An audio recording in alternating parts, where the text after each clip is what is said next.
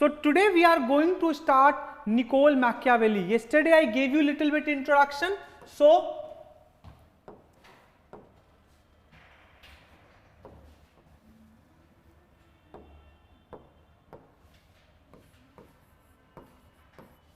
what was his time period, Rasmi?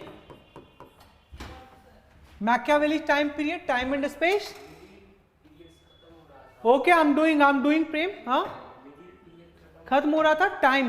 Tell me. Good. 1469 to 1527. I'm already doing Babu, doing Prem. Okay. So okay. कोई दिक्कत नहीं है Subhashree. She would attend from tomorrow. ठीक है. So पहले ये समझो निकोल मैकियावेली के बारे में. समझिएगा, पहले ढंग से देखिएगा. Hey, Rashmi, Hariom. So let me tell you one thing. सबसे पहले समझ लो, there is no other political philosopher other than Niccolo Machiavelli who has attracted too much love at the same time too much wrath. बहुत ज्यादा hatred अगर किसी को मिला है, so it was none other than Niccolo Machiavelli. Niccolo Machiavelli को प्यार भी मिला है, at the same time he has attracted wrath also. Like Russell ने बोला है, Russell, this is how Russell described about Niccolo Machiavelli, कि during that period when medievalism was coming to an end and modernity was beginning, at that time there is only one philosopher. When it comes to political philosophy contribution, there was only one philosopher who has made space for himself. It was none other than Niccolo Machiavelli. ठीक है. But at the same time Shakespeare क्या बोलते हैं उसके लिए? The murderous Machiavelli. So Shakespeare इसका बहुत बड़े क्रिटिक थे. Shakespeare was the one of the biggest critic of Machiavelli. Yes, William Shakespeare. Then Spinoza है एक political scientist. Spinoza tells him as lover of liberty, the one who expose the true face of किसका? Prince का. Rousseau also considered him as lover of liberty. And even today there are multiple political scientists. they तो अगर कहीं भी सुभाश्री कोई दिक्कत होगा बाबू तो बताइएगा. And the same applies to Prem. Okay, so even today there are many political scientists. They talk about Machiavelli and then say it was he for the first time who brought political realism into picture. So पहले ये समझते हैं what was his time and space. ढंग से समझिएगा. The way you said, basically medievalism was coming to an end. It was the beginning of Renaissance. Medievalism खत्म हो रहा था and modernity was about to start. So it was the beginning of Renaissance, beginning of reason, beginning of rebirth. So basically what was happening? There were multiple changes that were taking place in Europe. बहुत सारा changes Europe में आ रहा था. And it was the age of science. नए technological development हो रहे थे. Things were changing at quite a faster pace. तो आप ढंग से समझिएगा कि हो क्या रहा था. What exactly happened? That also started being reflected in his thought. Machiavelli भी उसको उसी तरीके से एनालाइज करता है. He tried to take out the political science from the realm of religion and ethics. Are you getting? तो सबसे पहले ये समझते हैं what was his time and space. So the way I said, basically he was at the transition period when medievalism was coming to an end and modernity was beginning. At that point of time Machiavelli emerged. उस समय Machiavelli emerge होता है when medievalism खत्म हो रहा होता है, modernity शुरू हो रही होती है. कोई दिक्कत यहां तक? So what was his purpose? उसका ऑब्जेक्टिव क्या था?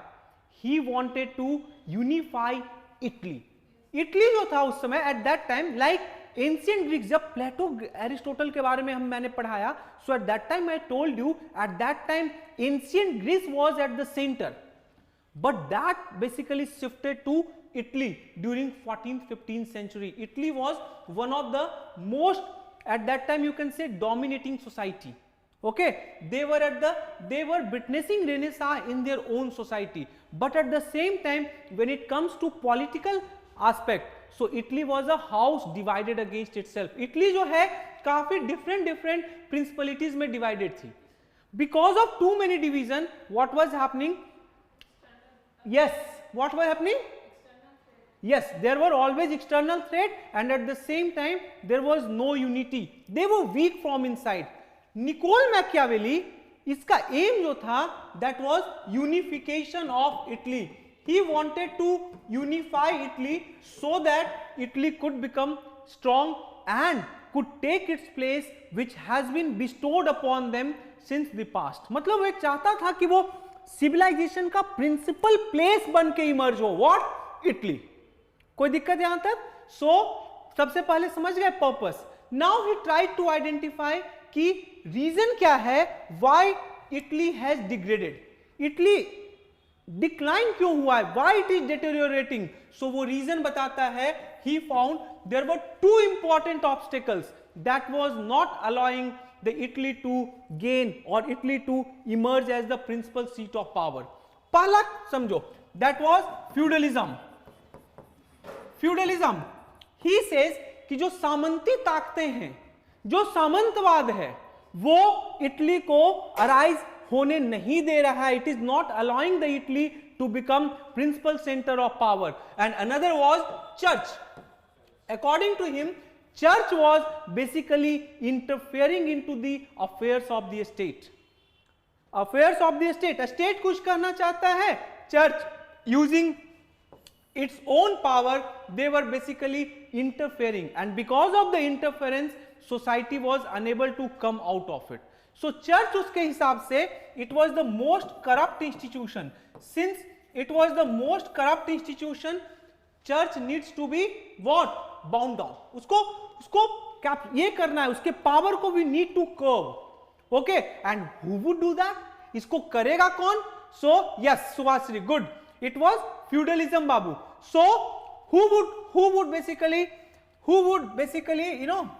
curb church, and who would allow the Italy to become or take its original historical position? Principal seat पे वो इटली कैसे जाएगा? So there he talked about what? Prince. Prince कैसा होगा? Prince would not be a hereditary monarch, but what? Political entrepreneur. Prince would be yes, good Prem. Prince would be political entrepreneur. He would not be a what, Hariom? What, Babu? Yes, he would be a political entrepreneur. He would not be the son of a monarch. किसी राजा का बच्चा नहीं होगा. राजा का बच्चा राजा नहीं होगा, बल्कि एक वो आदमी होगा who can think about politics as a process, who can think that politics is neither religion nor ethics. Politics ना ही धर्म है ना ही ethics है, rather politics has its own autonomy. वहां पे he gave idea of dual morality. Dual morality का क्या मतलब होता है?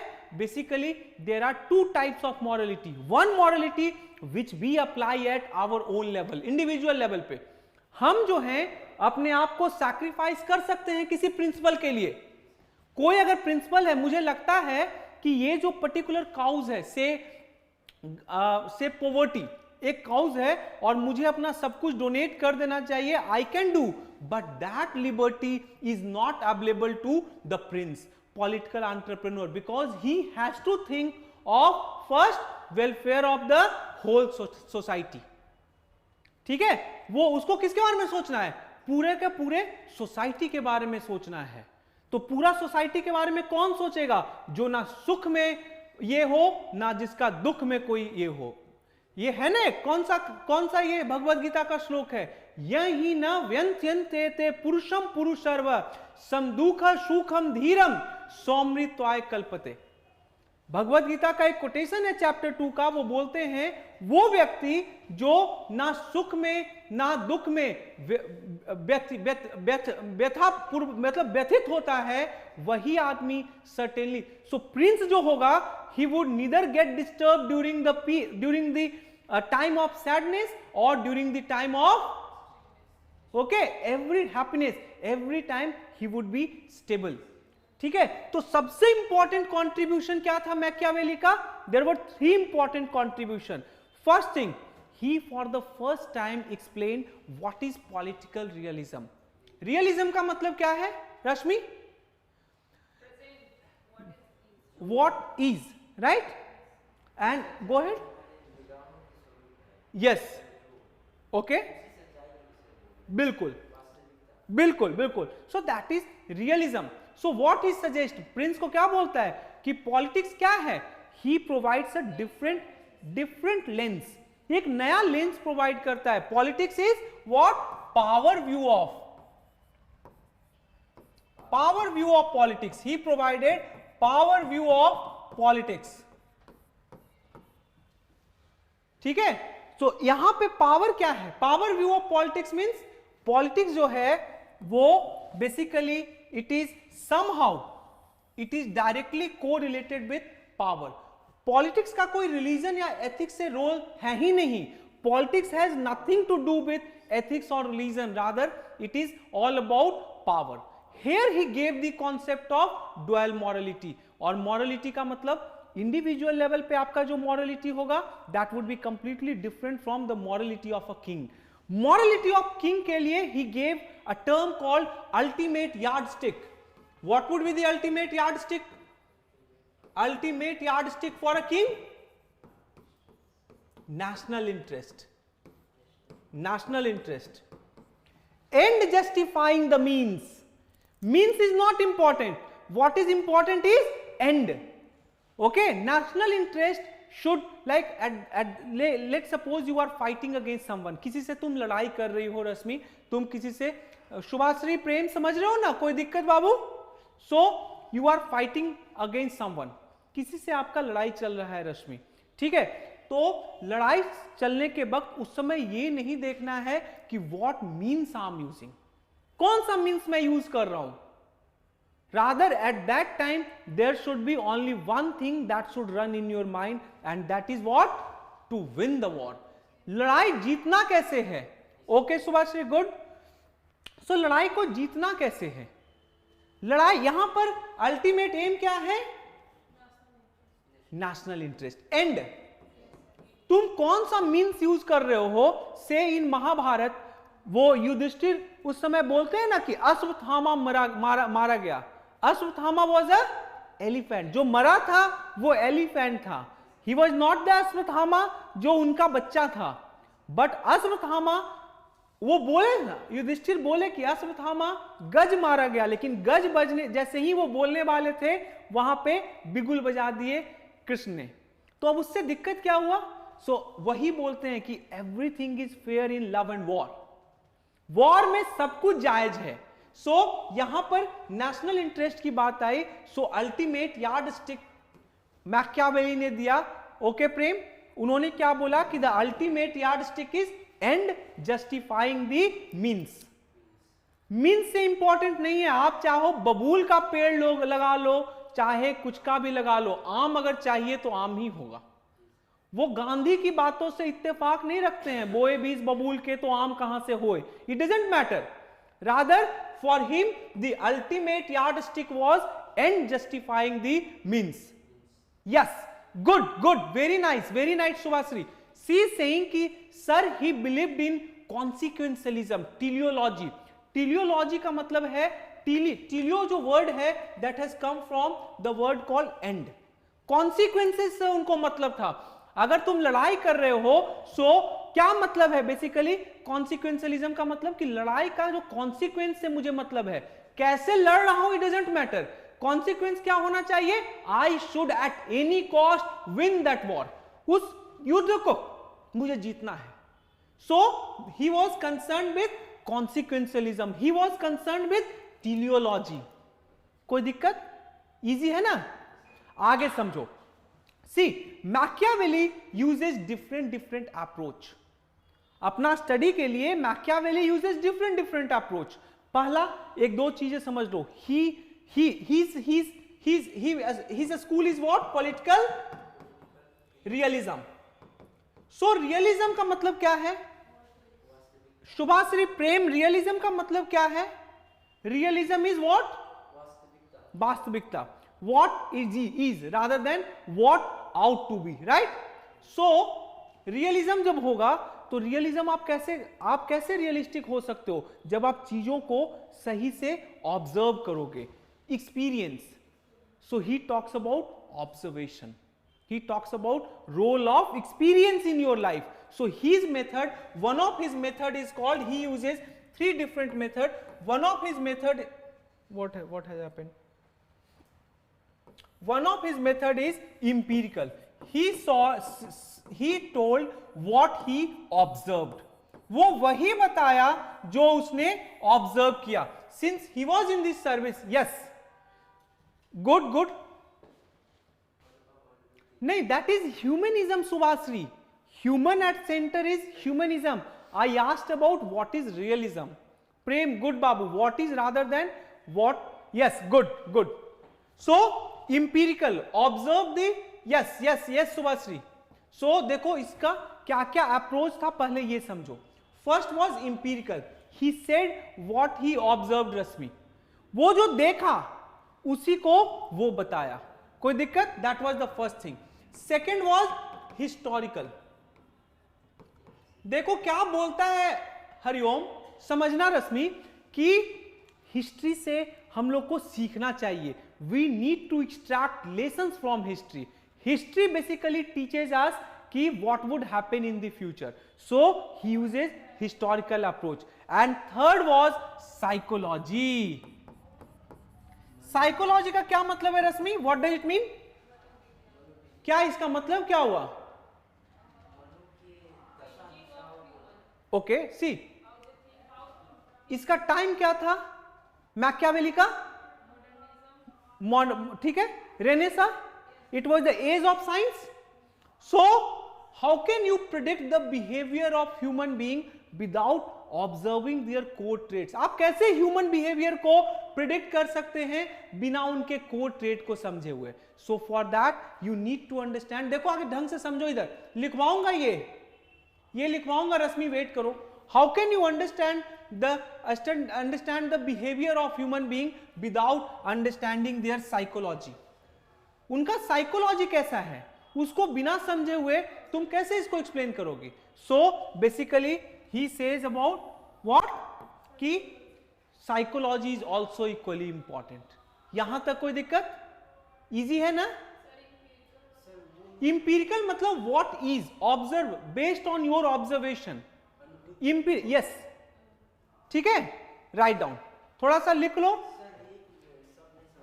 कौन सा? रेनेसा. हाँ, रेनेसा, एज ऑफ रीजन. हो क्या रहा था? देखो व्हाट हैपेंड, फिर से बताता हूं. 5th सेंचुरी से 14th सेंचुरी, 15th सेंचुरी जो यूरोप था, that was considered as dark ages. Dark ages बोलने का मतलब basically that was dominated by किसके द्वारा? Religion. Religion was most influential factor. Religion was dominating.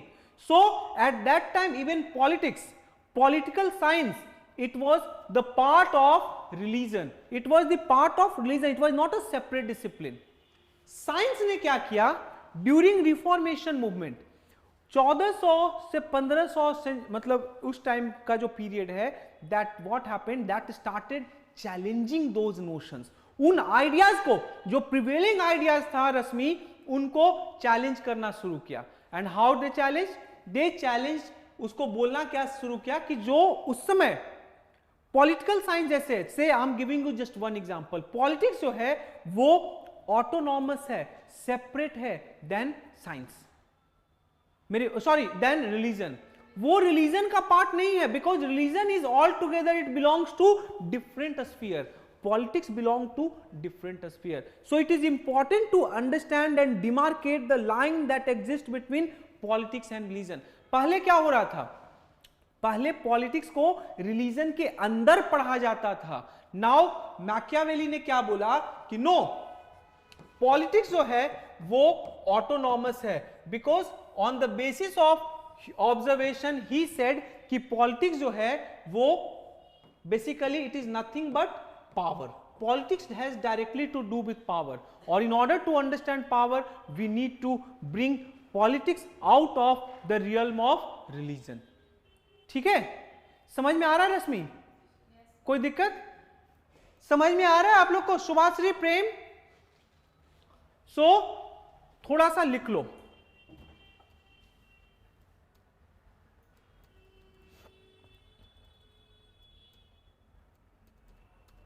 Contributions लिखवाया था मैकियावेली का रश्मि कल? हाँ, ओके ओके, हाँ, कॉन्ट्रीब्यूशन नहीं लिखवाया हूं, लिखो। ओके, चलो पहले ये लिख लो, लिखो कॉन्ट्रीब्यूशंस ऑफ मैकियावेली लिखो। पहले कॉन्ट्रीब्यूशन ऑफ मैकियावेली, जो सबसे इंपॉर्टेंट कॉन्ट्रीब्यूशन जो मैकियावेली का है, right about it first. He made political science as an autonomous discipline,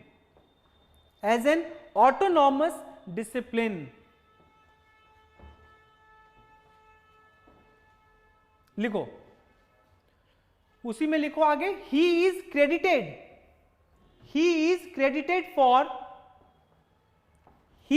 credited for making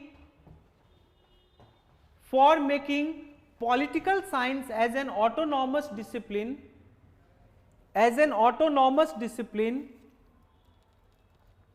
rather than the branch of philosophy,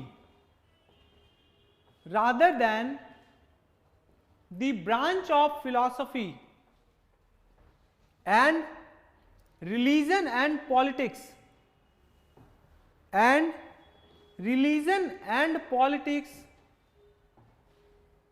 autonomous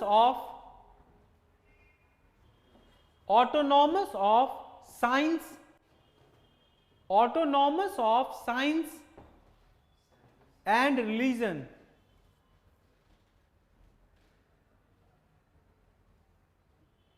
ठीक है, second लिखिए, एक और इंपॉर्टेंट जो कंट्रीब्यूशन था, ही इज क्रेडिटेड एज, अभी ये लिखना नहीं है, पहले समझ लो, he is another important contribution was he is also considered as father of European secularism.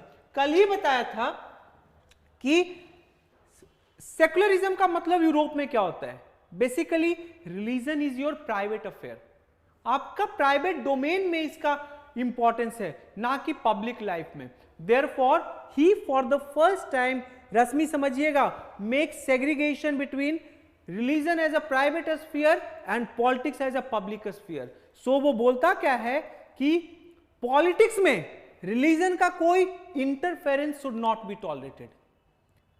French जो है, खोलना है, लाइट जला। सो रिलीजन का कोई इंटरफेरेंस नहीं होना चाहिए, मेरी बात समझ लो। सो पॉलिटिक्स जो है वो बेसिकली वो सेपरेट स्फीयर है। अभी ठीक है, वो वाला लाइट जलाना, ये टोके ना, ये वाला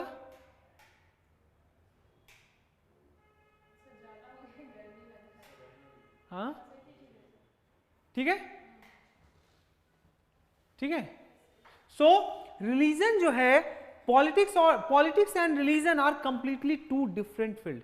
सो religion should not interfere in politics, ठीक है। रिलीजन जो है, धर्म जो है, वो उसको पॉलिटिक्स में इंटरफेयर नहीं करना चाहिए। So therefore he is also considered as father of European secularism. Right down.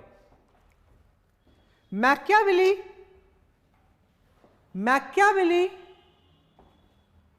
makes a strict separation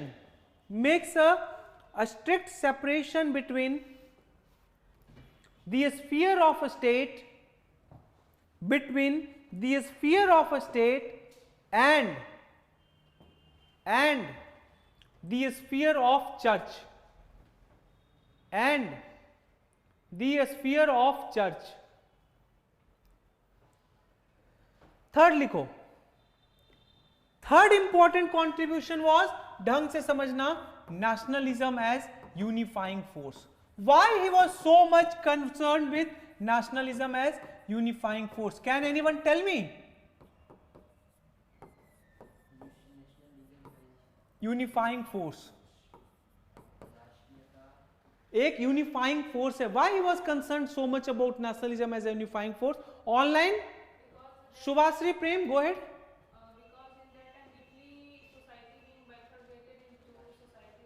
Italy, okay,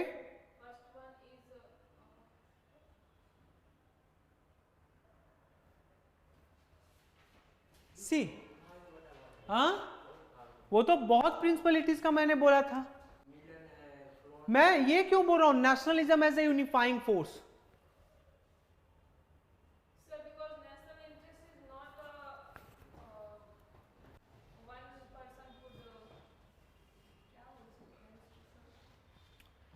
No, Prem, I'm asking ki why he means one of his contribution is कि he talks about nationalism as a unifying force. See what exactly happened? Hey, Muzaffar, हाँ, ये क्यों वो बोल रहा है कि nationalism as a unifying force?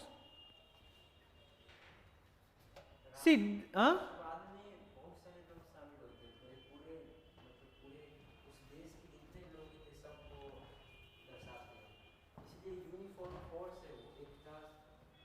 नहीं समझो, समझो, not to curve feudalism. Subhashree, ढंग से समझो.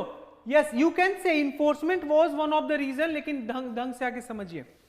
नेशनलिज्म उसके लिए क्या लगता क्या था रश्मि, कि रिलीजन जो है वो जो दो लोगों के बीच बॉन्ड है उस बॉन्ड को ब्रेक करता है. सी, यूरोप काफी सारा रिलीजियस वॉर ऑलरेडी देख चुका था तब तक. जब when Machiavelli was at the center, at that time Europe has witnessed too many religious war. So Machiavelli को क्या लगा कि religion जो है it is causing, bringing more disunity in society. So instead of focusing on religion, we should focus more on nationalism. Nationalism जो है, राष्ट्रीयता जो है, that would bring unity among different ethnicity and tribes. वो सबको साथ में लेकर आएगा. मेरी बात समझ रही हो? नहीं? कोई दिक्कत? हरिओम, इजी है ना? सो देखो, रिलीजन जो धर्म था रश्मि उसके लिए वो क्या था? वो डिवीजन का कारण था. और डिवीजन के कारण को कैसे रोकते हम? Through nationalism. सो वो बोलता क्या है कि nationalism as a unifying force. Nationalism जो है, जो धर्म के नाम पर जो दो लोग बटे हुए हैं उसको हटाएगा. And nationalism will unify those two people in the name of nation.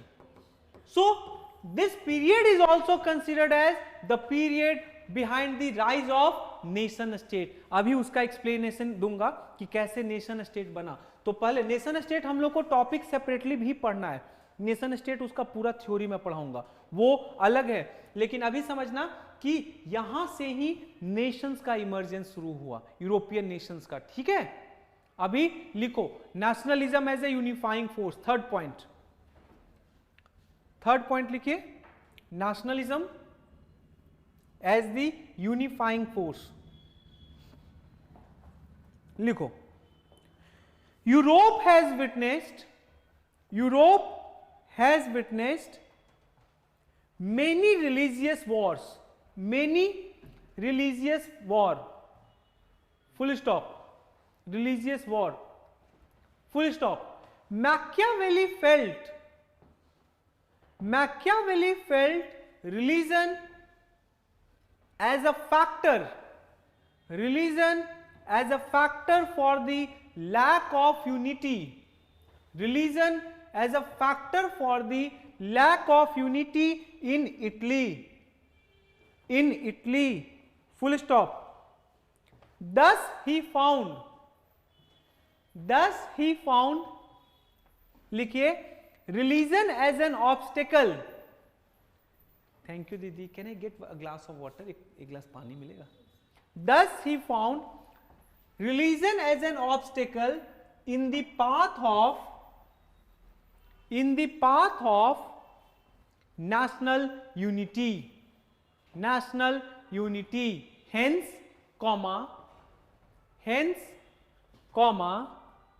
he promoted nationalism, saying saying nationalism should be the unifying force. Nationalism should be the unifying force. ठीक है, आगे लिखो methods of Machiavelli. Methods of Machiavelli क्या क्या, कितने method थे रश्मि? 3. लिखिए, पहला लिखिए इंपीरिकल. इंपीरिकल मेथड्स कुछ याद है तुम लोग को? कुछ दिन पहले I said mind is tabula रासा. क्या इसका मतलब है?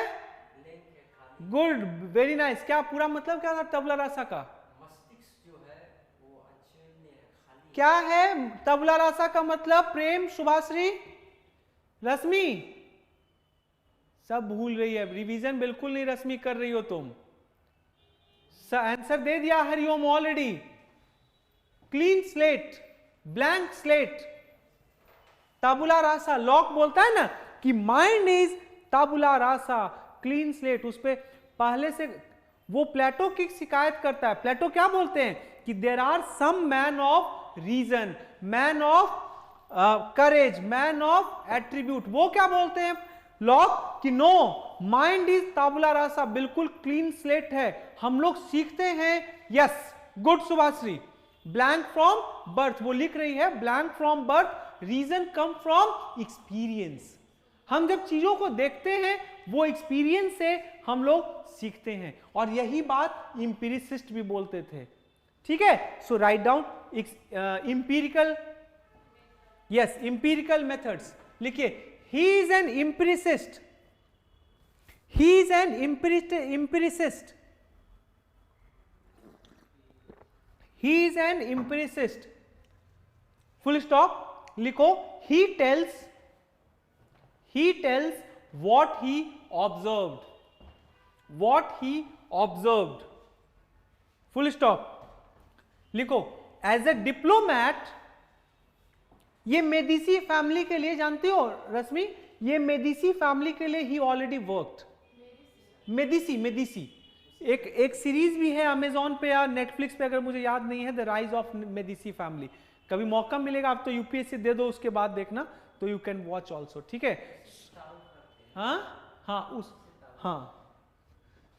तुम यार इतना अच्छा उर्दू कहां से सीखा है?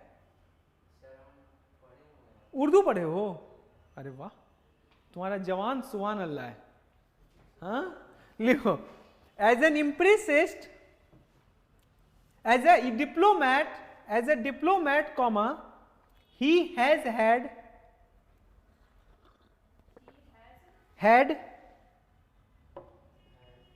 first hand experience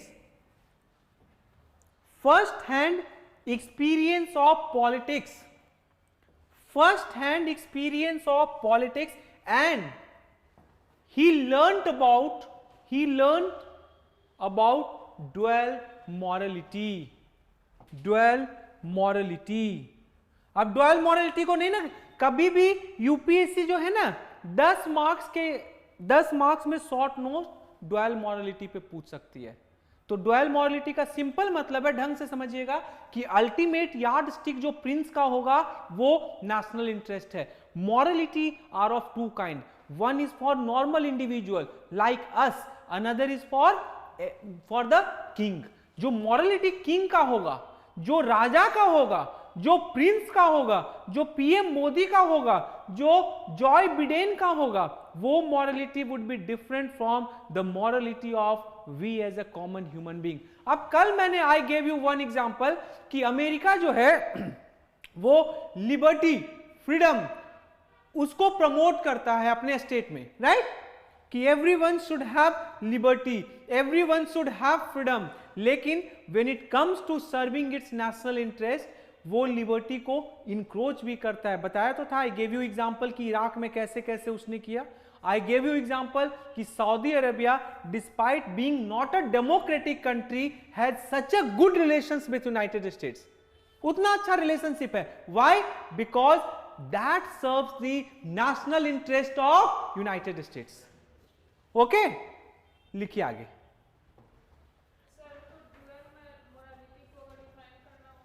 मैं लिखवा दूंगा. ड्यूअल मॉरलिटी का क्या मतलब है? मॉरलिटी जो है वो दो लेवल पे ऑपरेट करता है, at an individual level and at the level of a state. So state का जो मॉरलिटी होगा वो उसका अल्टीमेट यार्डस्टिक क्या होगा? End, end justifying the means. Means से कोई मतलब नहीं है Rashmi, what is important is end, क्या आप अल्टीमेटली अचीव कर रहे हैं, दैट इज मोर इंपॉर्टेंट। ठीक है, राइट डाउन। यस, अंजाम लिखो। हिस्टोरिकल मेथड, सेकेंड उसका जो मेथड था दैट वाज हिस्टोरिकल। लिखो, the best guide in politics, the best guide in politics is history. The best guide in politics is history and not philosophy, and not philosophy। क्या बोलता है कि जो history है that is the best guide. हम लोग को सीखना है कहां से?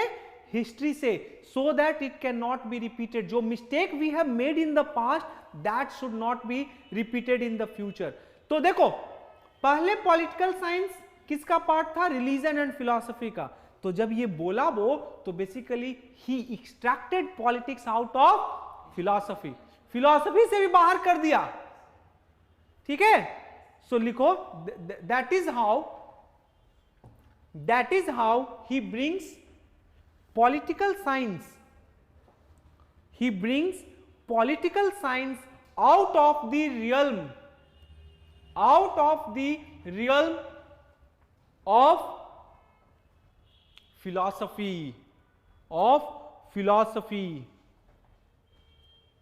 थर्ड मेथड क्या था? साइकोलॉजी। अब तुमको रूल किसके ऊपर करना है रश्मि, हरिओम, सुभाश्री, प्रेम, किसके ऊपर रूल करना है? ह्यूमन के ऊपर, आवाम के ऊपर।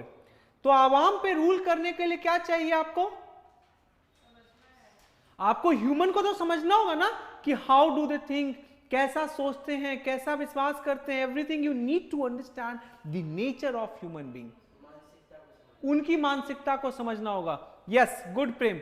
सो देयरफॉर सिटीजंस, गुड। ठीक है, गुड शुभाश्री, लिखिए, one must understand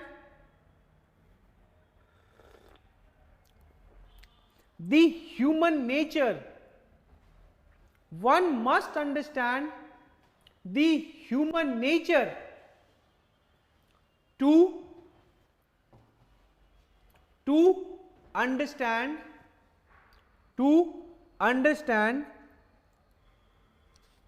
how to rule them, how to rule them, how to rule them। अब from the very beginning Rashmi, अगर आपको याद होगा, I have been telling one thing कि every thinker is a child of his times. बता रहा हूं ना। सो इंपैक्ट ऑफ रेनेसा का impact that was also visible on the thought process of Machiavelli. Machiavelli के थॉट पे Renaissance का भी इंपैक्ट था। ओके, सो लास्की बोलते क्या है कि every thinker is a child of his time and it is most appropriate for Machiavelli. Machiavelli के थॉट में वो सब कुछ दिखता है। जैसे वो क्या क्या बोलते हैं उतना इंपॉर्टेंट आप लोग को लिखना जरूरी नहीं है, ढंग से समझना। 14th 15th जो पीरियड था Rashmi, that was a transitional phase. Medievalism से हम मॉडर्निटी की ओर जा रहे थे। So one of the important चीज जो था that was criticism of religion हो रहा था, and he was one of the biggest critic of church ना। अभी तो बताया कि चर्च वो क्या बोलता है, there are two obstacles, that is why Italy is not restoring its lost glory. One obstacle is feudalism, another was church. Second, medievalism से जब मॉडर्निटी की ओर आ रहे थे, so economic system was also changing. Economic system medievalism में क्या था? फ्यूडलिज्म। फ्यूडलिज्म में क्या होता है? ढंग से समझ लो। जब हम लैंड से अपना इकोनॉमिक सिस्टम को लैंड से चलाते हैं, मतलब कि when our sustenance is dependence upon when our economic system is dependent upon land, extraction सिर्फ लैंड से हो रहा है, so feudalism that is necessary for survival of the society.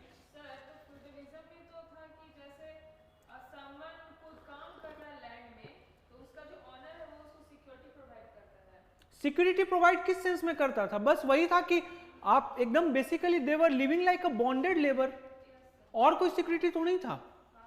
So what happened, यहां पर अब मिडाइवलिज्म से मॉडर्निटी की ओर जब हम बढ़ते हैं, so basically what was happening, feudalism को रिप्लेस कर रहा था कैपिटलिज्म, एंड कैपिटलिज्म क्या पे बेस्ड है? प्रॉफिट। या ये जो इकोनॉमिक सिस्टम फ्यूडलिज्म है, it is based upon feudal land, वहां पे लैंड से एक्सट्रैक्शन करना है। Capitalism is based upon capital. ठीक है। मोर इंपॉर्टेंटली फ्यूडलिज्म में ढंग से एक और चीज समझो, फ्यूडलिज्म एक स्टैटिक सोसाइटी था, कैपिटलिज्म में पीपल कैन मूव। अभी बताऊंगा, जब और एक्सप्लेन करूंगा आई विल एक्सप्लेन। तो लास्की साहब बोलते हैं कि मैकियावेली के थॉट में हम लोग को दिखता है, वो एक स्टेटमेंट बहुत बोलते हैं, पैगनिज्म। हाँ, पैगनिज्म क्या इसका मतलब है? बताओ ऑनलाइन वाले लोग। पैगनिज्म, ऑनलाइन वाले सुभाश्री, प्रेम, सुश्री, what does पैगनिज्म means?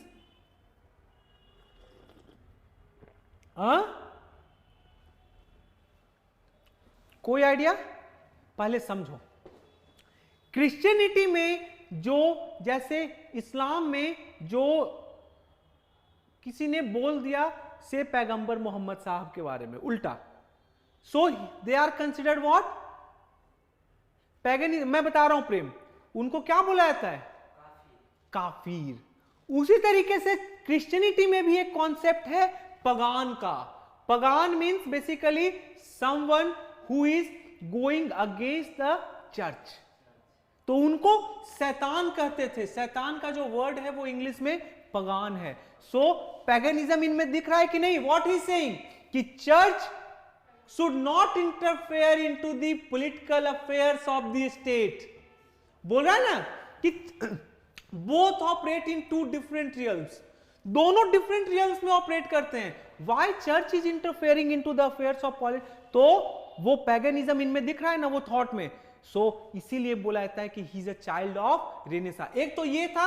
Second, he was a big supporter of capitalism. तो कैपिटलिज्म, इकोनॉमिक सिस्टम भी चेंज हो रहा था फ्रॉम फ्यूडलिज्म टू कैपिटलिज्म। पहला चीज, चर्च से पॉलिटिकल साइंस में कन्वर्जन हो रहा था, वो भी उनके थॉट में लिखता है। तो लास्की, अगर लिखना चाहो तो लिख लो, ये कोटेशन ऐसे जरूरी नहीं है लेकिन लिख लो, right down. Lasky observes that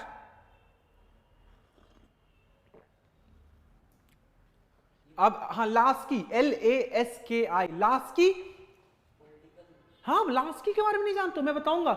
liberal है, ही विल, इनफैक्ट लास्की बहुत ज्यादा इंपैक्ट जवाहरलाल नेहरू को किए हैं।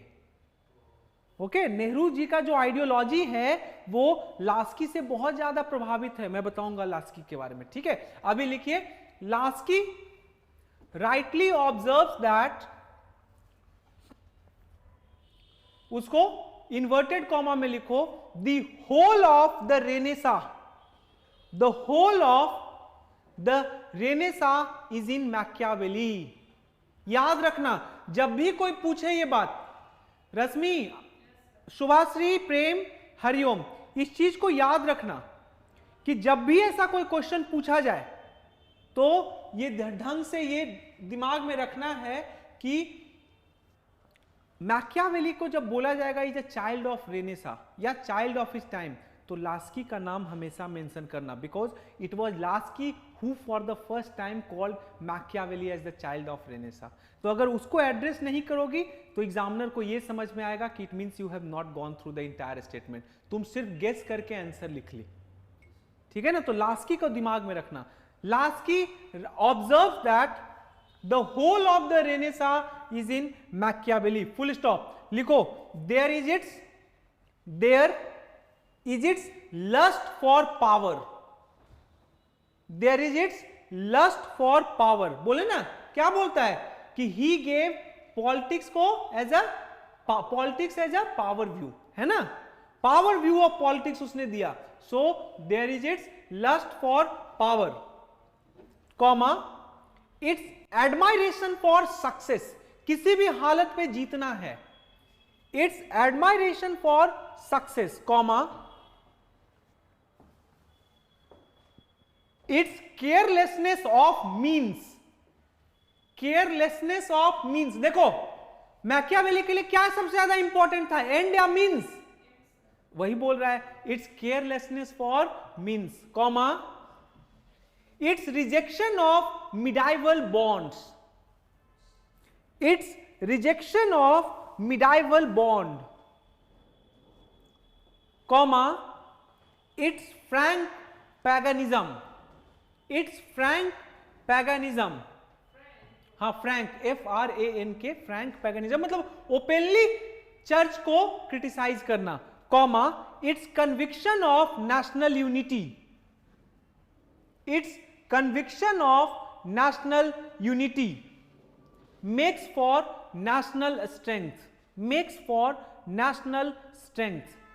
अब इसको बंद कर दो इन्वर्टेड कॉमा में, इन्वर्टेड कॉमा में बंद करके अब लिखिए, he was the flag bearer, he was the flag bearer of newly emerged nation states,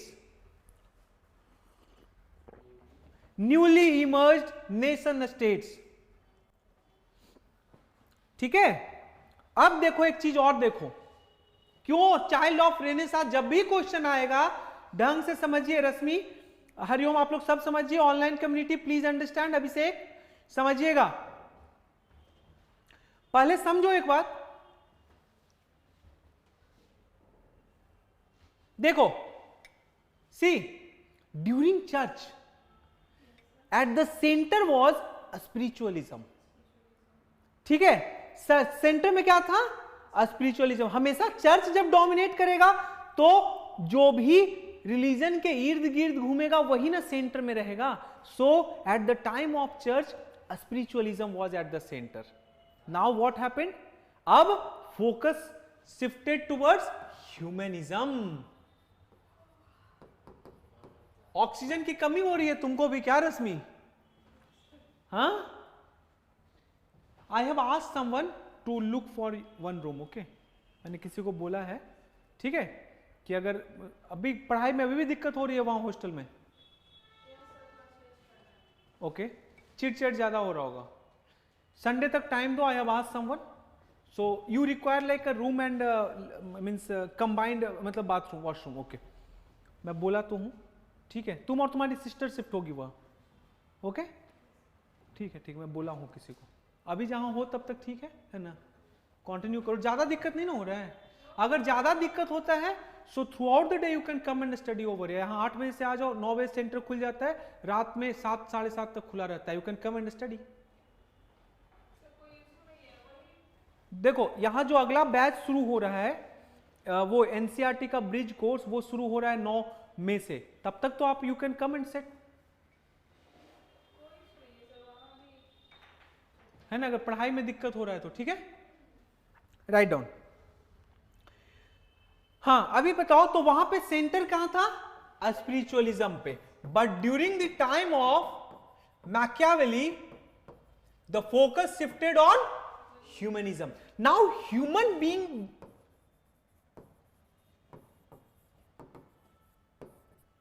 Hariom, human being को सेंटर में रखा गया। Machiavelli talks about the human nature ना, सो ह्यूमन को एक, अब पहले स्पिरिचुअलिज्म पे फोकस था क्योंकि church was at the command, now he says कि कमांड में कौन होना चाहिए, state, so automatically focus shifted from spiritualism to humanism. लिखो, आगे लिखो, he rejected the medieval Christian attitude, he rejected the medieval Christian attitude and focused on philosophy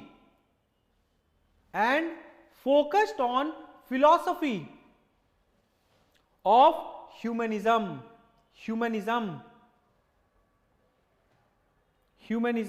उसके बाद ब्रैकेट में ऐसे लिख लो, अगेंस्ट प्रिवेलिंग स्पिरिचुअलिज्म, ब्रैकेट में लिख लो अगेंस्ट प्रिवेलिंग स्पिरिचुअलिज्म।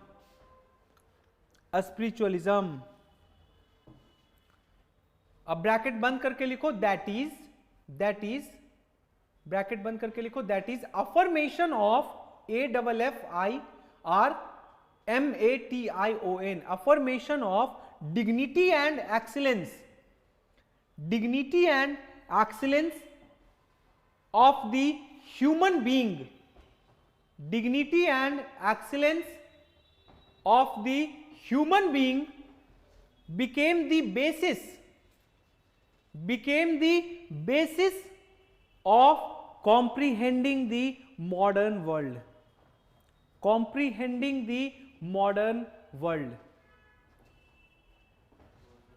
हाँ लिखो, The Renaissance signaled the breakdown of a unified Christian society.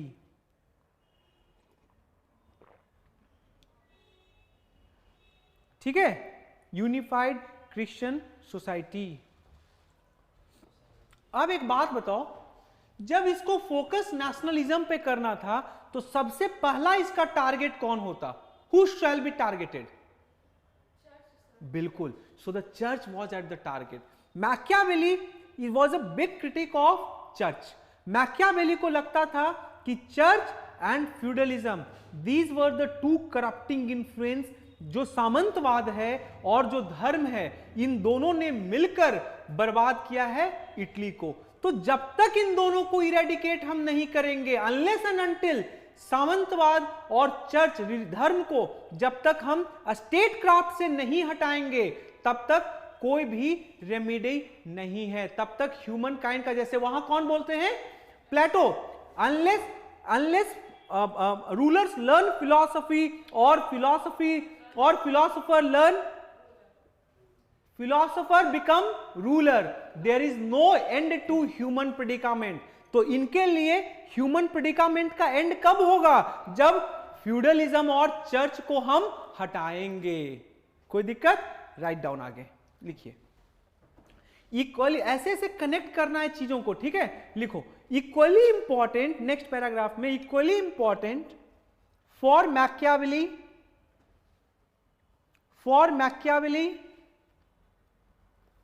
was the end of the clerical monopoly.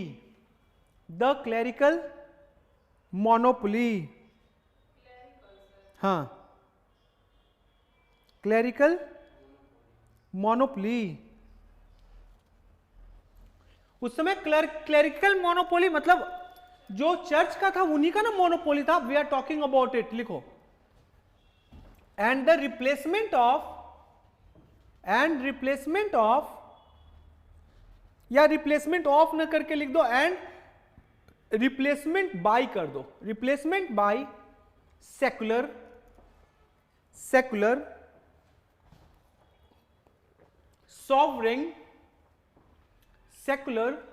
sovereign and independent states।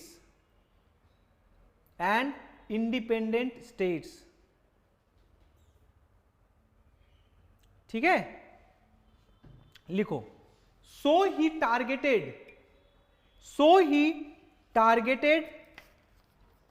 church authority openly।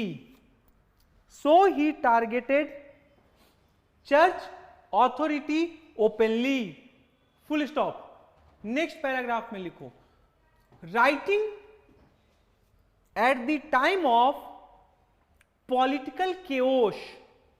अब देखो क्या हो रहा था यहां पे रश्मि, हम लोग एक एज में थे जहां पे ट्रांजिशन हो रहा है, हरिओम, मिडाइवलिज्म से मॉडर्निटी में हो रहा था ना।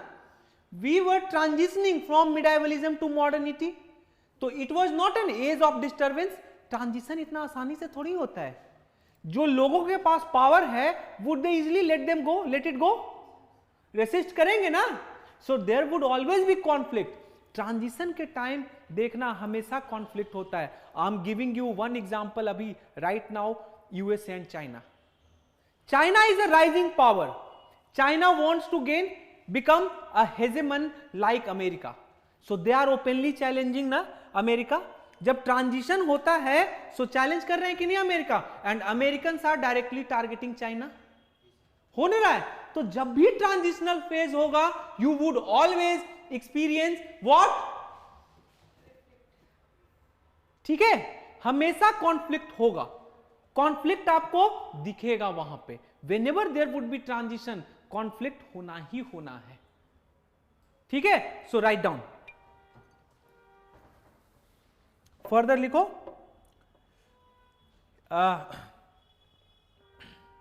क्या लिखवाया था, एक बार बोलना। Last statement, writing at the time. हाँ लिखो, Italian unification became the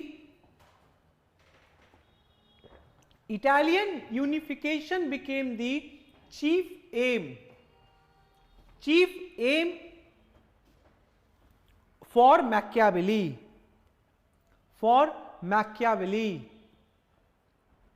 He dreamt of an unified Italy. एक सपना देखता है, कैसा? एक unified Italy, a powerful Italy. He dreamed of an unified and powerful Italy, and for that, लिखो पढ़ा, हाँ, for that he was willing. मेरा एक्शन जानते नहीं हो कैसे कैसे करते रहता हूं, लिखो। जब मैं मना करूंगा तब मत लिखना।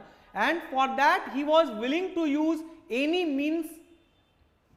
Means necessary. Any means possible लिख दो, एनी मीन्स पॉसिबल। हाँ लिखो next paragraph. For Laski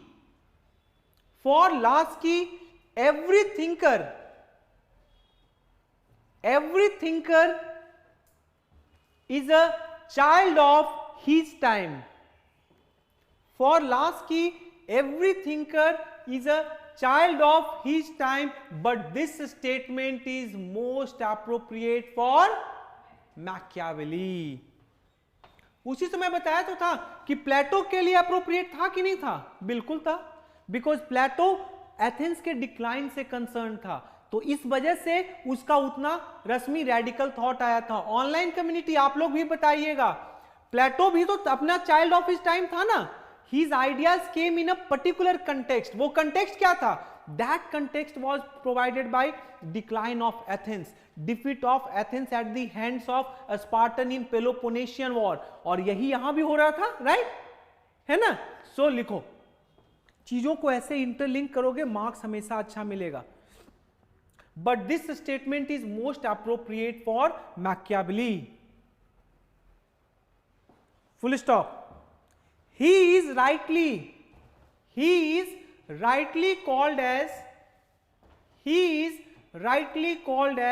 child of Renaissance, and all the developments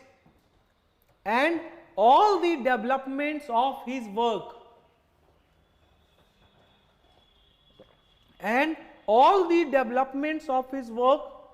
can be seen in his work. All the development of his time can be seen in his work.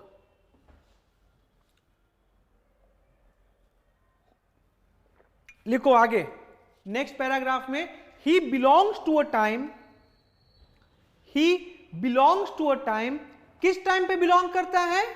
When medievalism, yes, good Shubhashree, किस बात पे yes लिखी Shubhashree? Time when medievalism was coming to an end and modernity was beginning. He belongs to a time when medievalism was coming to an end. Okay.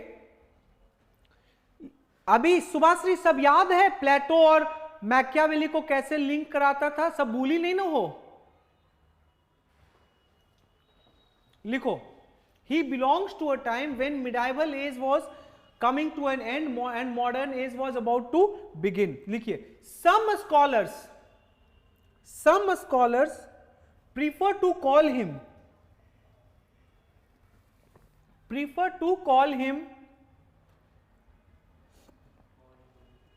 as the first modern thinker, as the first good Subhasri, as the first modern thinker, while some calls him as the transitional thinker,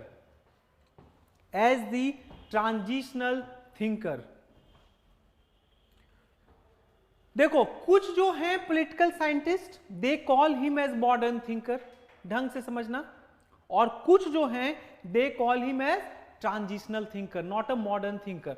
Hobbs को बोला जाता है कि he is the first modern political scientist. So यहां पे debate है, कुछ लोग इसको क्या बोलते हैं, मॉडर्न थिंकर, कुछ ट्रांजिशनल। क्यों मॉडर्न नहीं बोला जाता है ये भी बता देता हूं, बिकॉज थ्योरी ऑफ सॉवरेनिटी नहीं, सुभाश्री याद करो, modernity, yes yes yes yes, very nice very nice. Hobbes जो था relief, good good, very nice. So देखो, इधर देखो, जब चर्च और स्टेट के बीच लड़ाई होगा तो मैकियावेली क्या बोलता है कि चर्च जो है वो अपने फील्ड में डोमिनेट करेगा, रिलीजन में, स्टेट जो है that would dominate in its own sphere, politics. ठीक है, दोनों अपने स्फीयर में डिस्टिंक्ट हैं, पावरफुल हैं। हॉब्स क्या बोलता है कि नो, रिलीजन जो है वो सबऑर्डिनेटेड पोजीशन है रिलीजन का स्टेट के सामने। तो wherever there would be conflict between law made by the state and religion, law would have the final say. Law is the command of the sovereign, so church is also under the state. State और church में जब भी कोई बात पर difference of opinion होगा तो state की बात मानी जाएगी। That is why Hobbes is called as first modern thinker. Machiavelli नहीं ना बोले, देखो मैकियावेली क्या बोले, ढंग से समझो। पहले क्या था ना कि पॉलिटिक्स में से you have taken one decision, Rashmi, एक डिसीजन तुम ली, तो वो डिसीजन मान लो स्टेट की तरफ से आया, चर्च बोल दिया कि नहीं, इट गोज अगेंस्ट, हाँ, तो वहां पे चर्च वाज इंटरफेयरिंग। मैकियावेली ने क्या किया कि ओके, पॉलिटिक्स में जो अपना रूल होगा वो इससे सेपरेट होगा, बस रिलीजन में चर्च जो है वो इंटरफेयर करेगी, बाकी सारे फील्ड में Kings would do, monarch would do. तो एक स्फीयर में डिवीजन कर दिया, वो डिवीजन पहले से नहीं था, देयर वाज यस। तो वहां पे क्या था बेसिकली कि वो दोनों पहले खिचड़ी बना हुआ था, ढंग से समझो रश्मि, पहले खिचड़ी बना हुआ था, वो खिचड़ी को डिवाइड कौन किया, मैकियावेली, और वो डिवीजन को भी बिल्कुल खत्म किसने कर दिया, हॉब्स ने। ठीक है, सो राइट डाउन,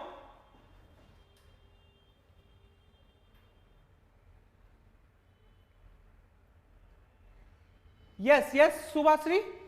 क्रिटिक वो लिखती है Plato, Gandhi is equal to ethics plus politics plus church dominated.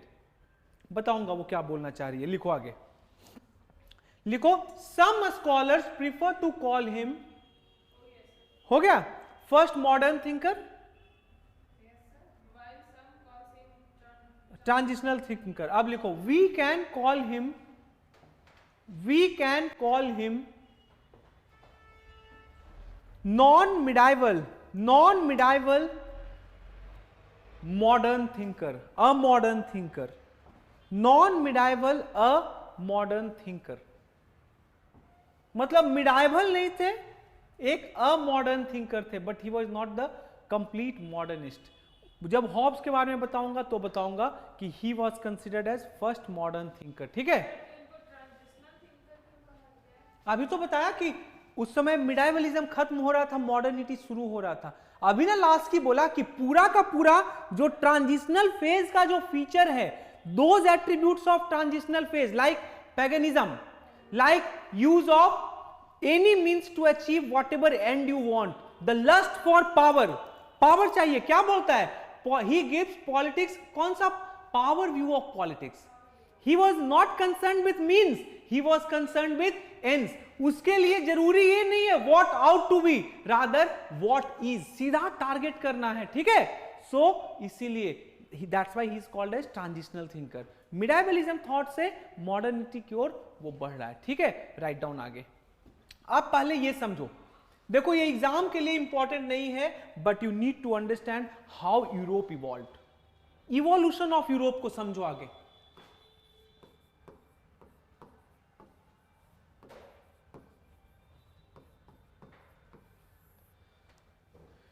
इसको ढंग से समझिएगा पहले, ठीक है। अगर इसको ये कि ऐसे स्लाइड तो मैं भेज ही देता हूं, पहले समझो।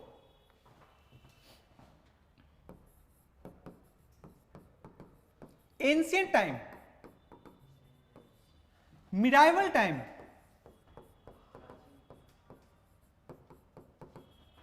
Modern time and now post modern time. अब हम लोग मॉडर्न से भी आगे जा चुके हैं रश्मि, ठीक है, ठीक है हरिओम, अब मॉडर्न से भी आगे जा चुके हैं पोस्ट मॉडर्न में। तो एंशिएंट टाइम में क्या था, पहले ये देखो, दिस इज, यहां पे एंशिएंट टाइम का सीट कहां था, एंशिएंट ग्रीस, जहां प्लेटो थे, ठीक है, एरिस्टोटल थे।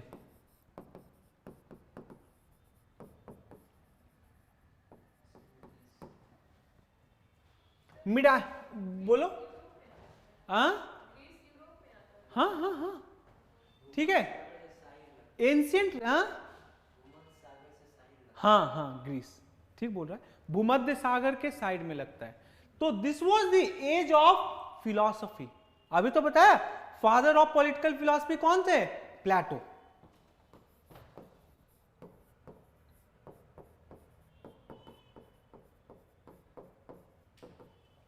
दिस वाज मिडाइवल टाइम में रोमन एम्पायर,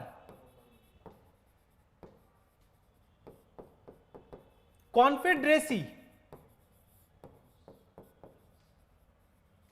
कॉन्फेडरेशन बताया था ना, जब बहुत छोटा छोटा स्टेट सबको मिला के एक बड़ा साम्राज्य बन गया, दैट इज कॉन्फेडरेशन, ठीक है। दिस वाज एज ऑफ, तुम लोग बताओ मिडाइवल टाइम कौन सा एज था, मिडाइवल टाइम क्या था, मैकियावेली में तो ट्रांजिशन हो रहा है, एज ऑफ रिलीजन, अभी तो बताया स्पिरिचुअलिज्म टू ह्यूमनिज्म शिफ्ट हुए, एज ऑफ रिलीजन। ऑनलाइन वाले बताइए मॉडर्न में क्या है, कौन सा एज है मॉडर्न में, दिस इज, अभी यहां रोमन एम्पायर है, यहां पे क्या होगा मॉडर्न वाले बताइए, यस डार्क एज, ये डार्क एज था बाबू। मॉडर्न में क्या होगा, yes good, age of science, ठीक है, एज जो है रेनेसा का एज है, सो एज ऑफ साइंस। यहां पर क्या होता है, राइज ऑफ नेशन स्टेट्स, तो क्या है age of reason, age of science. Post modernism क्या है,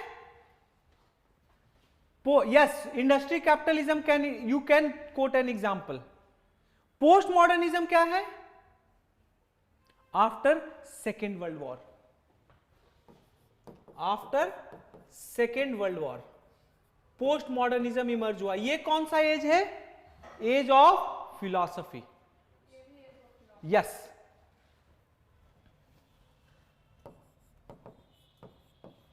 कहां कॉलोनियलिज्म को तुम डाल रही हो शुभाश्री,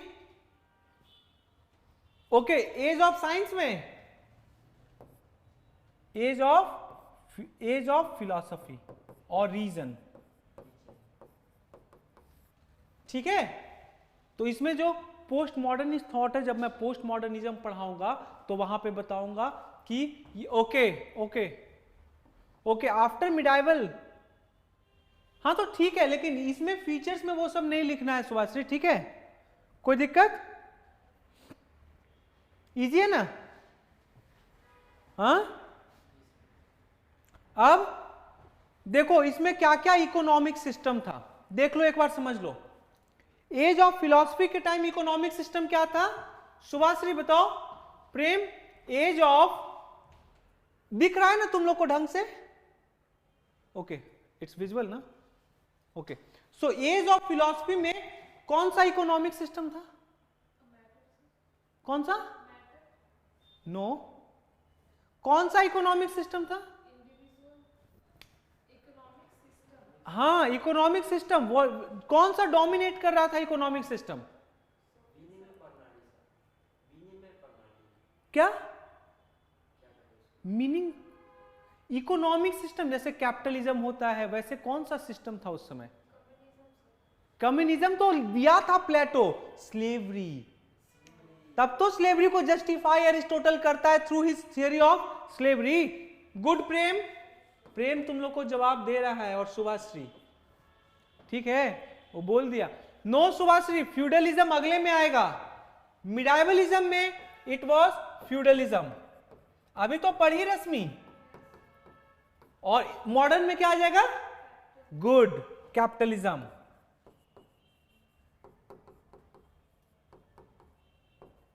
और अब हम लोग क्या बात कर रहे हैं? न्यू इंटरनेशनल ऑर्डर की, वो पोस्ट मॉडर्निज्म में आ जाएगा। Okay, good Subhashri. So now we are talking about what? New world order. We are talking about what? Globalisation. We are talking about super interconnectivity. So यहां पे ग्लोबलाइजेशन आ जाएगा।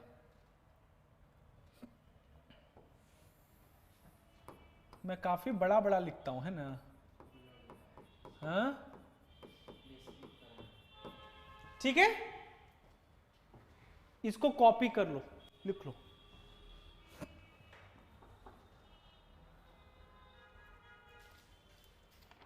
Do that.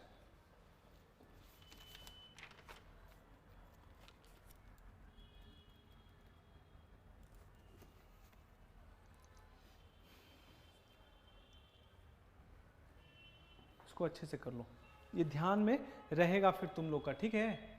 Confederation था यहाँ पे, as of religion है, do that. बताया तो अभी कि छोटा छोटा सबको मिला के, अभी बताऊंगा एक बार फिर कॉन्फेडरेशन, जब तुम देखोगे तो समझ जाओगे। देखो छोटे छोटे सिटी स्टेट सबको मिला के एक बड़ा साम्राज्य बना लिए, तो दैट इज कॉन्फेडरेशन, है ना? राइट। आज फिर नहीं हो रहा था, ठीक है।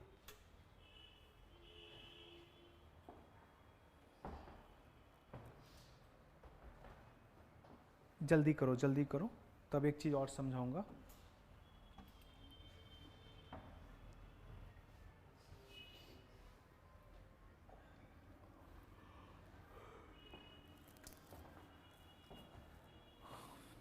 समझ में आ रहा है रश्मि? इजी है ना? देखो अब यहां से ऑब्जेक्टिव स्टार्ट हो गया है, मतलब कि अभी तक पूरा कोर फिलॉसफी पढ़ी थी प्लेटो अरिस्टोटल में, यहां से अब मजा आएगा। अब चीजें ऐसा लगेगा ना कि रियल में ये सब हुआ है।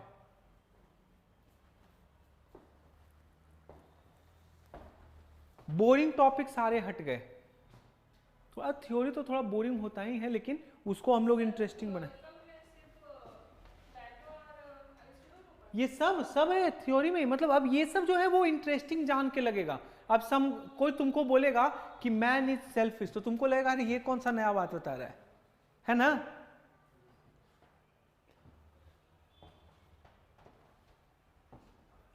हो गया? जल्दी जल्दी जल्दी कीजिए।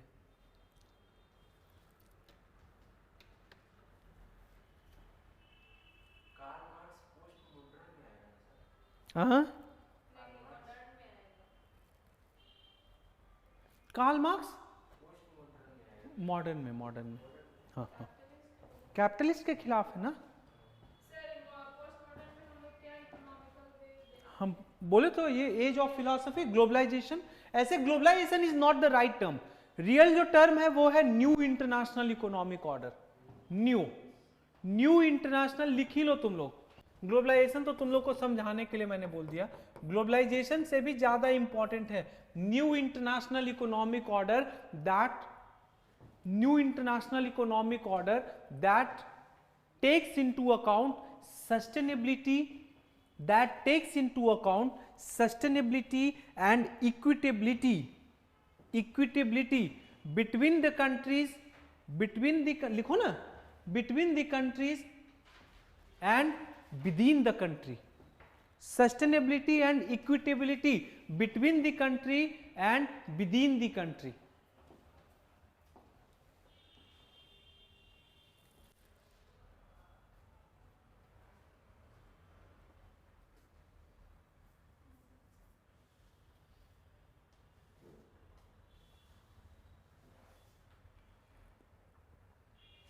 कोई दिक्कत?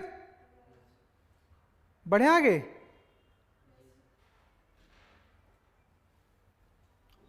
देखो अब पहले समझो इसको, एंशियंट टाइम से हम लोग आगे आएंगे।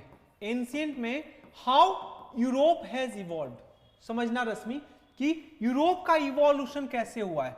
एंशियंट टाइम में how it look, medieval time में how it look, modern time में how it looks, and post modern time में अब कैसा दिखता है। And again there is a crisis, यहां पर अभी क्राइसिस है, मैं एक्सप्लेन करूंगा एक एक चीज, दो you would not find in multiple notes, एक एक चीज पहले समझो, ठीक है। देखो एंशियंट टाइम में what was the unit of government, city states, है ना, सिटी स्टेट की बात कर रहा है एंशियंट एथेंस, सिटी स्टेट। सो छोटा छोटा सिटी स्टेट्स होता था, these were city states. Medieval time में क्या हुआ रश्मि, कॉन्फेडरेशन, इन सब को जबरदस्ती मिला के एक बड़ा ये बना लिया गया एक साम्राज्य, like Roman empire, it was a confederation. लगता है कि मैं सूर्य का कोरोना बनाया हूं, है ना। मॉडर्न एज में व्हाट विल हैपन, अब देखो मिडाइवलिज्म से मॉडर्निटी की ओर, rise of nation state, confederation gets broken, दो भाग में पहले टूटता है, पहले ईस्टर्न यूरोप वेस्टर्न यूरोप टूट गए, दोनों का अलग अलग है, एक तरफ कैथोलिक्स थे एक तरफ प्रोटेस्टेंट गए, ठीक है। अब देखो क्या हुआ, सो पूरा का पूरा confederation gets broken into two part, एक पार्ट जो हुआ वो ईस्टर्न यूरोप हुआ और दूसरा पार्ट जो हुआ वो वेस्टर्न यूरोप हुआ। हाँ, यस यस यस, हाँ ठीक है, वेस्टर्न यूरोप हुआ। वेस्टर्न यूरोप जो है now it was reclassified on the basis of ethnicity, तो यहां से नेशन स्टेट्स बने और छोटे छोटे, वेस्टर्न यूरोप जो है वो छोटा छोटा कंट्री बन गया, इटली, स्पेन, पोर्टुगाल, यूके, सारा का सारा छोटा छोटा कंट्री बना, वेस्टर्न यूरोप से ये डिवीजन हुए। वो अब यहां पे नेशन स्टेट का इमर्जेंस होता है, कोई दिक्कत। Coming to post modernism, post modernism में again these nation states come together to form some, to show some sort of supranationalism, जैसे European Union. European Union is not an example of confederation supranationalism, लेकिन crisis अभी मैंने बोला, like Brexit, Brexit crisis है कि नहीं, European union से Britain बाहर आ रहा है, that is called Brexit, Britain is coming out of European union, Britain exit, Brexit, ठीक है। So is it not a crisis, तो वही बोला जा रहा है कि अब क्राइसिस, इसको भी नोट कर लो, do that. Yes yes, Eastern Europe पूरा का पूरा ऑर्थोडॉक्स क्रिश्चियनिटी को फॉलो करता था, एंड यूरोप जो वेस्टर्न यूरोप निकला that got divided on the basis of Catholicism and Protestantism, और जो उसमें ज्यादा जो पोप को मानते थे वो साउदर्न यूरोप का एरिया निकला, नॉर्दर्न यूरोप बिकेम, वहां न्यू मूवमेंट आया, देज वर प्रोटेस्टेंट्स। गुड गुड प्रेम, लिखो। इसमें सबसे इंपॉर्टेंट जो था वो रशिया था, रशिया आज भी ऑर्थोडॉक्स क्रिश्चियनिटी को फॉलो करता है, ठीक है।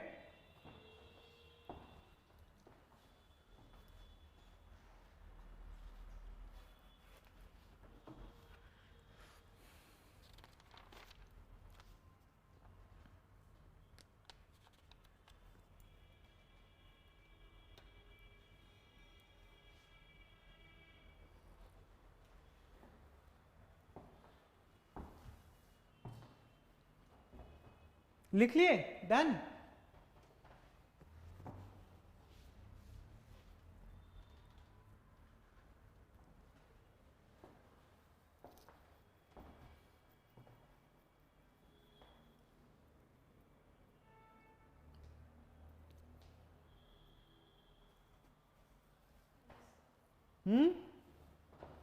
ठीक है, अब समझो थोड़ा सा कि स्टेट, पहले ऐसे अभी एक्सप्लेन नहीं करूंगा, अभी समझ लो एक चीज, स्टेट और नेशंस में अंतर क्या होता है। देखो स्टेट और नेशन में क्या डिफरेंस है। देखो पहले नेशन का कोई कॉन्सेप्ट था ही नहीं। Nation has come from a word called nasci, NASCI, जिसका मतलब होता है race, ethnicity, something like that. State जो है it is a unit of governance, एक यूनिट ऑफ गवर्नेंस है जिसमें टेरिटरी होगा, पॉपुलेशन होगा और क्या होगा, ज्योग्राफी, टेरिटरी है ना, पॉपुलेशन है और सॉवरेनिटी वहां होगा। So state is a nothing but a unit of governance.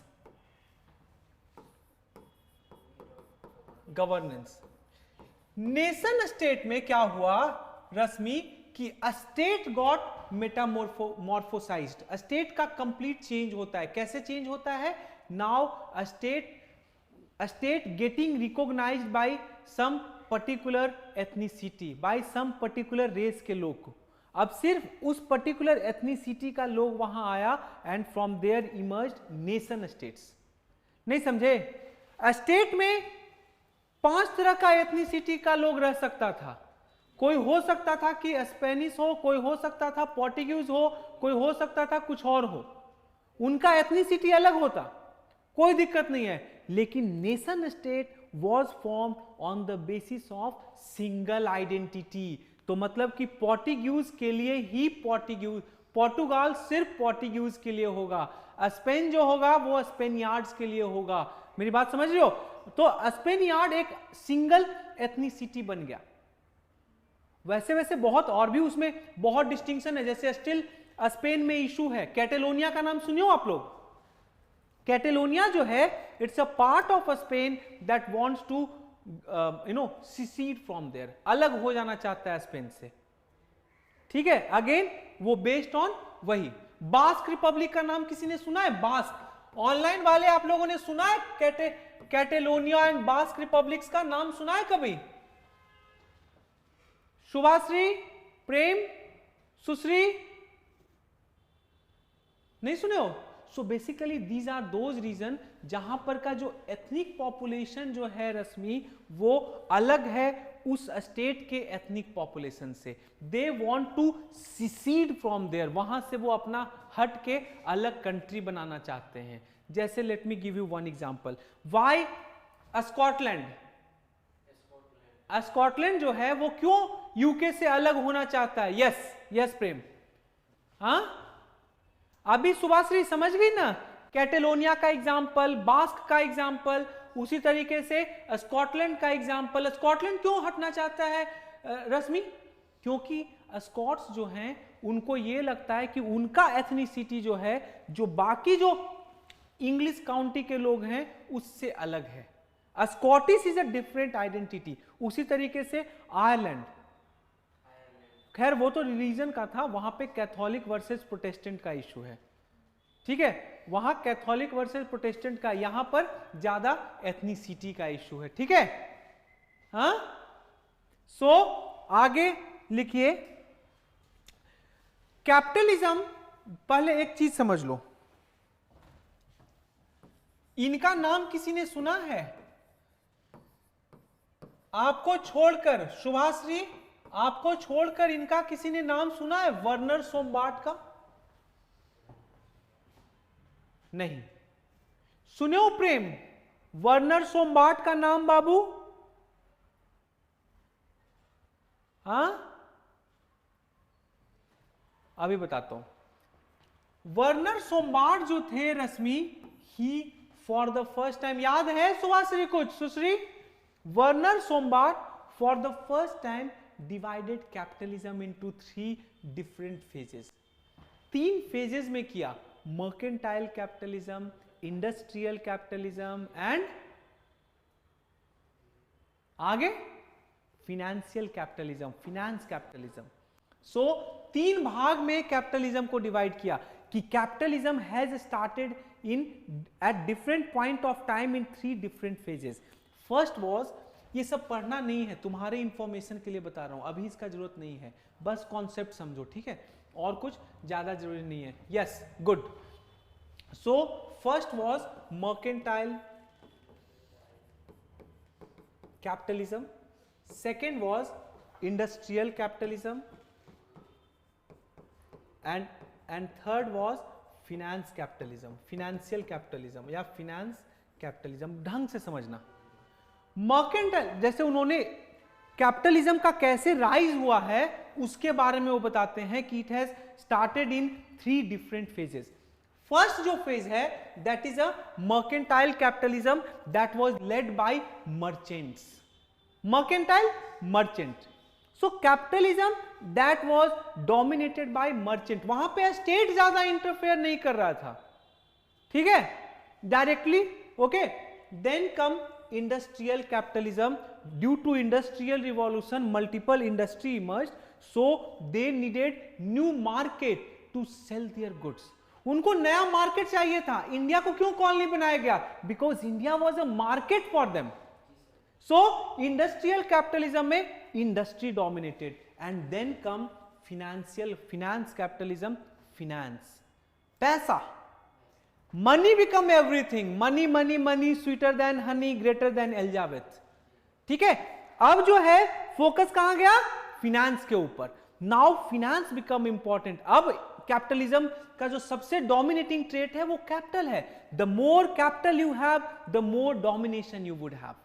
Money जो है दैट, यहां से शेयर कंपनी शुरू हुआ।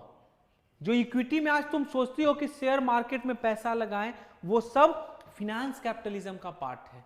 ये इंडस्ट्रियल का जो इंडस्ट्री था, जो देखती थी उस समय एनसीईआरटी में जो देखी थी बड़ा बड़ा स्मोक स्टैक ये सब लगा हुआ, that was the time of industrial revolution, okay. Yes, greater than sunshine, sweater than Honey, money money money, good, ठीक है। Agriculture, merchant, industry, state, capitalism, Marxist, merchant, industry, finance, okay, ठीक है, समझ में आ रहा है? सो लिखो एक बार, थोड़ा सा लिखो, राइज ऑफ कैपिटलिज्म लिखिए, यही लिखवाऊंगा। हाँ, वो अभी नहीं लिखना है, स्टेट अलग से पढ़ाऊंगा ये पूरा, लिखो। Yes yes Subhashree, greater than sunshine, rise of capitalism लिखो। Capitalism developed in 3 phases. Capitalism developed in 3 phases as Werner Sombart, W-E-R-N-E-R, Werner Sombart, in his book, book का नाम लिखो, The Genesis of Modern Capitalism, The Genesis, G-E-N-E-S-I-S, Genesis of Modern Capitalism in 1902, in 1902 wrote, लिखो पहला, mercantile industrial phase, MERCANTILE, mercantile capitalism phase, mercantile capitalistic phase लिख दिए। Second लिखो industrial capitalistic phase, industrial capitalistic phase. Third लिखो financial capitalistic phase, financial capitalistic phase. कोई दिक्कत यहां तक रश्मि? सब समझ में आ रहा है? इजी है ना? कोई डिफिकल्ट नहीं ना है? हाँ, अब एक टॉपिक कराकर जो 2 क्वेश्चन कल दिया था वो पहले करेंगे, ठीक है। सो पहले समझो आगे। देखिए कैपिटलिज्म जो सिस्टम है वो क्या पे बेस्ड है? कैपिटल पे। और what is the motive of it? Motive of capitalism profit. You need profit, आपको पैसा चाहिए, पैसा, ठीक है, प्रॉफिट सबसे ज्यादा इंपॉर्टेंट है। So capitalism is the based on profit. और फ्यूडलिज्म जो इकोनॉमिक सिस्टम था वो स्टैटिक सोसाइटी था। स्टैटिक इन द सेंस, अभी बताता हूं क्या हो रहा था। तुम्हारा लैंड है, तुम फ्यूडल लॉर्ड हो, मैं तुम्हारे यहां बॉन्डेड लेबर हूं, so I would be called as serf, you are feudal lords. So even if I want, अगर भी मैं चाहूं कि मैं हरिओम के खेत पे काम कर लूं, या मैं कोई नया इंडस्ट्री आ रहा है वहां जाकर मैं काम कर लूं, क्या मैं कर सकता हूं? No, not in feudalism, because that was it was a static system. So capitalism को प्रॉस्पर होने के लिए चाहिए था कि फ्यूडलिज्म खत्म हो। कैपिटलिज्म क्या पे बेस्ड है? प्रॉफिट पे। सो प्रॉफिट ज्यादा हो तो उसके लिए क्या चाहिए कि नया नया इंडस्ट्री लगे। नया इंडस्ट्री जब लगेगा, so what will happen? They require labour. But labour आएगा कहां से भैया, जब लेबर का अलग से वो दूसरे के फील्ड में बंधा हुआ है? How labour would come? That is where there was a conflict between feudalism and capitalism. In order for capitalism to prosper, capitalism बढ़े, जरूरी ये था कि फ्यूडलिज्म खत्म हो। अगर फ्यूडलिज्म नहीं खत्म होता, लेबर कहां से आता कैपिटलिस्ट के पास? और जब लेबर नहीं आता बाबू, तो क्या होता? फिर कैपिटलिस्ट कैसे बढ़ते? इंडस्ट्री कैसे बढ़ता? ट्रेडिंग कैसे बढ़ता? जब ट्रेडिंग नहीं होता तो वो प्रॉफिट कहां से कमाते?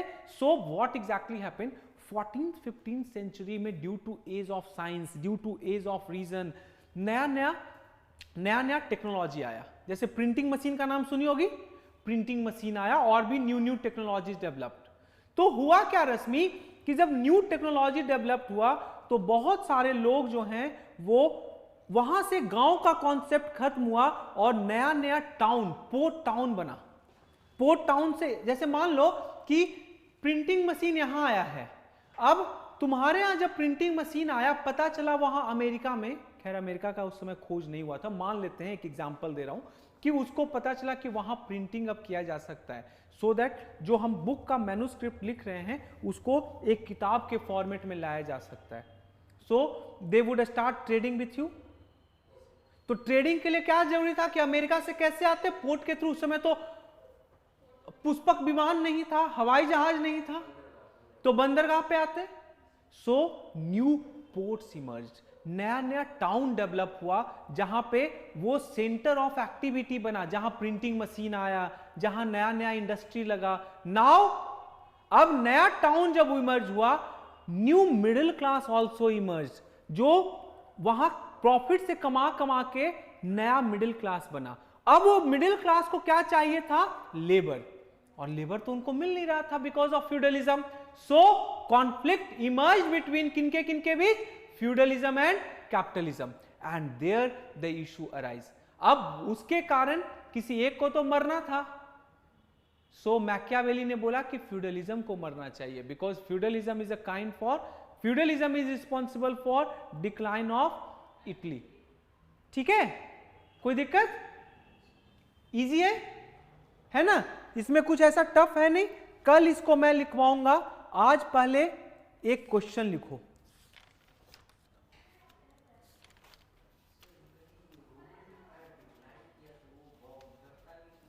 हाँ वही है, वो चाहता था कि फिर से इटली वैसा ही बने। हाँ, इजी क्वेश्चन दूं कि थोड़ा टफ दूं?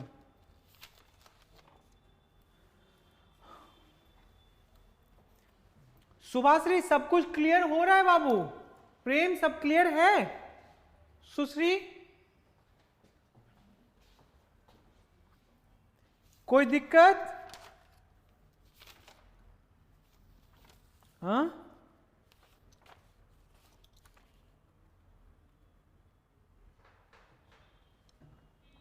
कभी भी कितना भी ऊंचा चली जाओ, कभी भी घमंड नहीं करना है, कभी भी। क्या दिक्कत है बाबू? प्रेम यस सर लिखे बाबू, क्या प्रॉब्लम है बताओ, टेल मी। हाँ,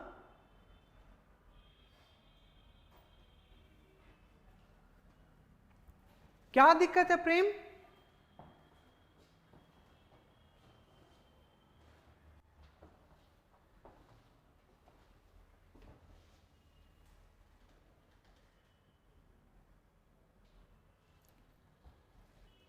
मीर ताकी मीर का नाम किसी ने सुना है? मीर ताकी मीर का नाम शायर नहीं, हाँ मतलब बेसिकली अच्छा अच्छा नज़में लिखते हैं। तो वो लिखते क्या है कि जिस सर को गरूर आज है ताजपोशी का, सर है आपका, जिस सर को गरूर आज है ताजपोशी का, कल उसी पर शोर होगा नौहागिरी का। लोग रोएंगे जब वो मरेगा। तो अगर आप बहुत अच्छा लाइफ में कर रहे हो, इसका ये मतलब नहीं है कि आपको बहुत घमंड होना चाहिए। हो सकता है कि आज आपके सर के ऊपर ताज रखा गया हो, लेकिन कल तो ताज उतरना है ना। Ultimately we all are transient, एक ना एक दिन तो हम सबको जाना है। सो मीर ताकि मीर बोलते हैं कि जिस सर पे आज ताजपोशी हुई है उनको घमंड नहीं करना चाहिए, क्योंकि उसी सर के लिए एक दिन लोग उसी शरीर के सामने रो रहे होंगे जब उसका नौहागिरी होगा, जब उसका डेथ होगा। तो कभी भी घमंड नहीं करना है, ठीक है।